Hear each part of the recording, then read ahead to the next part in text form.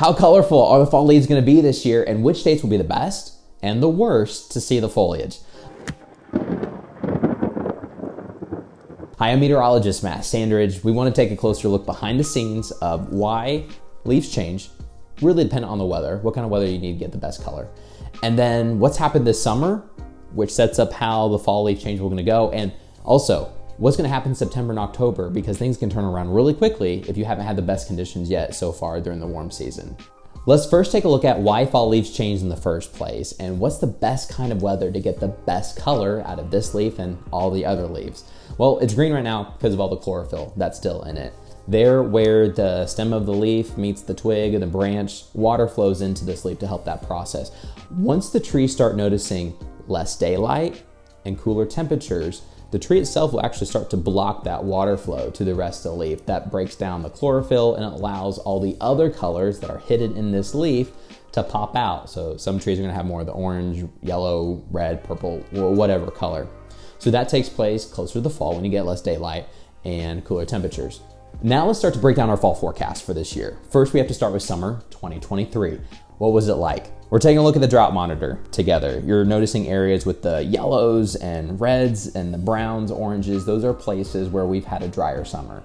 So leading up into the fall, you don't want the trees to be stressed out, and a drought will stress out your trees. You want ample water, and you don't also want crazy hot temperatures. This summer, we had multiple heat domes set up, which is normal.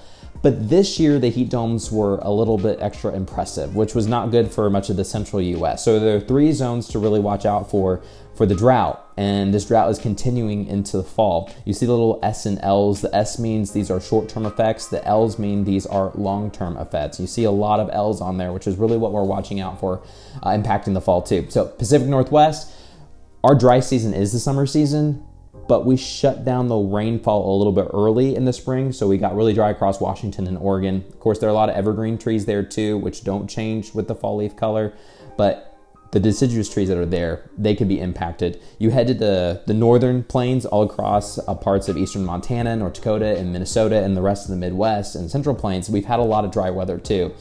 Generally in the summer, we're kind of on the edge of this heat dome that provides these scattered showers and thunderstorms, but they've been a lot more scattered than normal. So we've got some places that are doing a little bit better where you've had a good downpour, but overall the Midwest has been dry. And it looks like that's gonna be the case for the fall and maybe even early winter too. So that's not good. And then across the south, from the desert Southwest in Arizona and New Mexico, all across parts of Texas, Louisiana, Mississippi, we've been drier too. And it looks like that's gonna stick around as well. It looks like this heat dome that's coming up for September may continue to shut down rainfall chances. So that stresses the trees out even more. There are a couple other places to talk about really quickly. Oklahoma and Arkansas, we had a lot of rainfall actually this summer, but the recent weeks have been dry. So we had a good summer, but if we don't change things around, we're also gonna be heading in towards a drought condition here soon.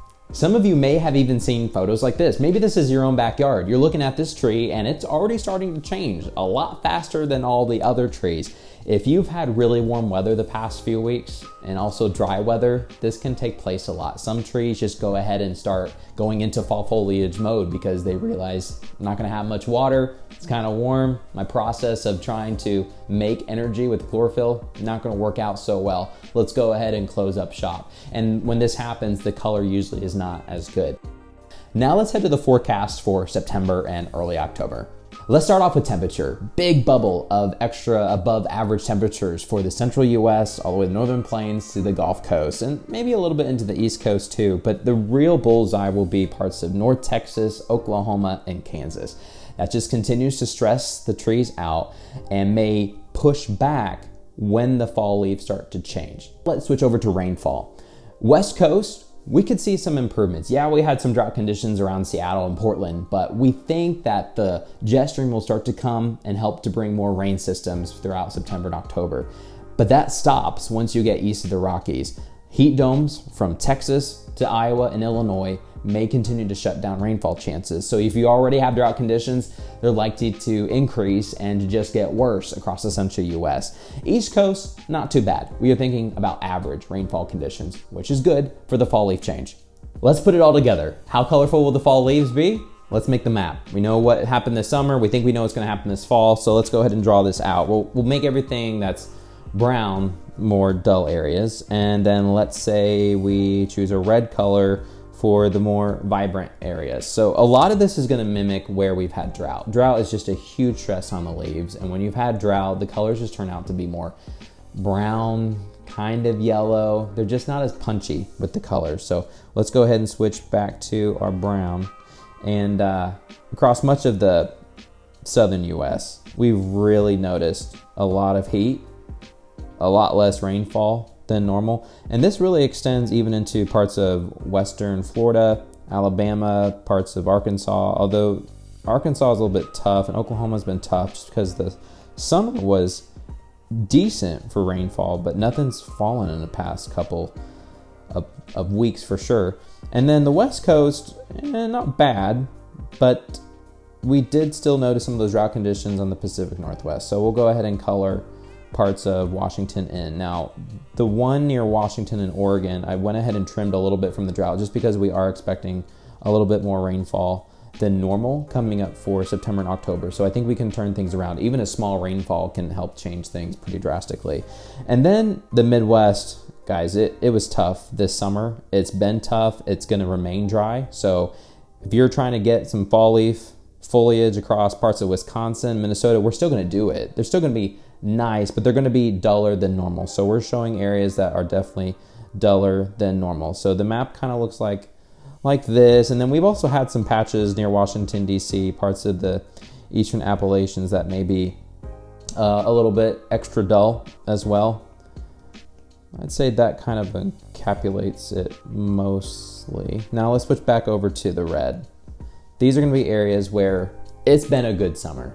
We think fall, it could be warm, which may delay the fall leaves just a little bit, but overall, not bad. We're probably gonna notice vibrant conditions and maybe even more vibrant than some other years across much of the eastern US, even cutting into the Ohio River Valley, parts of Tennessee, northern Georgia. So some of these places, you know, right in the Appalachians that have some beautiful leaf foliage, we're gonna have it even more this year. We're gonna extend that into much of New England and parts of the Mid-Atlantic region, maybe even parts of North Carolina. We'll color that in as well. So we're kind of thinking this area will probably be best. There could also be out towards the west.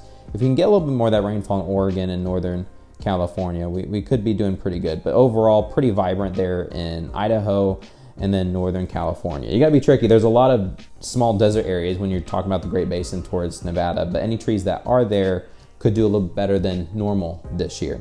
So this is what the map looks like. Much of the central US, it's gonna be tough this year. You're talking Minnesota, Wisconsin, even parts of Michigan might be a little more dull this year than vibrant. If you are trying to pick out which states are gonna be the best, they're probably, you wanna stick towards Ohio, Pennsylvania, New York, Vermont, New Hampshire, Maine, anywhere in the New England area is probably gonna be pretty good, which it normally is. But just when you kind of compare what states are gonna be better and which states are gonna be worse, you may wanna aim back off towards the east.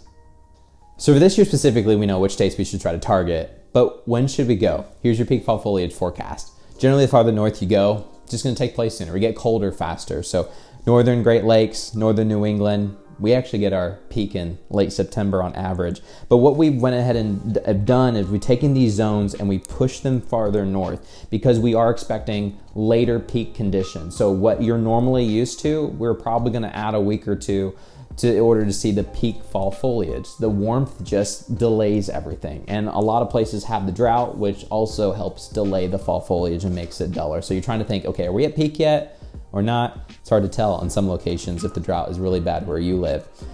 Central Plains, a lot of us gotta wait till October, much of October in the southern Great Lakes, the Ohio River Valley. Notice the Appalachians a little bit sooner too, just because we get colder too, but then that wraps into the Mid-Atlantic with some later conditions there in October. You gotta wait till November for Oklahoma, parts of even Missouri, although if you live in the Ozarks, if you live higher up in the Ozarks too, it may be late October. But much of Arkansas, Texas, Louisiana, Alabama, Mississippi, we're waiting until November. A few more things to note. Just the farther north you go, the fall leaves are just better. Farther south you go, they're worse. A lot of that has to do with the Gulf of Mexico and the humidity that it brings. Higher humidity values make the overnight temperatures just warmer, so it's harder for the fall leaves to change. Generally, you don't think of fall leaf foliage really that much in Alabama and Mississippi, even Georgia, unless you're really towards the north near the Appalachians. Even Arkansas, Texas, Louisiana, parts of Oklahoma, just not the best. You don't have the best photos compared to Vermont, New Hampshire. Has to do with the humidity. That will always be the case every single year. So if you want to see fall leaves, go to the north, but this year may be best to head a little bit towards New England rather than the northern central plains in Minnesota, Wisconsin, and even Michigan. Hopefully that helps you out when you're trying to figure out where to go to see the best fall leaves. Hopefully we get some great color this year where you live. I'm meteorologist Matt Standridge.